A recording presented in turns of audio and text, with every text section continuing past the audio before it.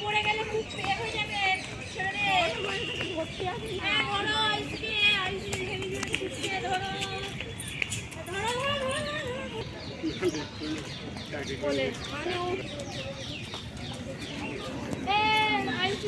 একটা সেলফি তোলা হবে।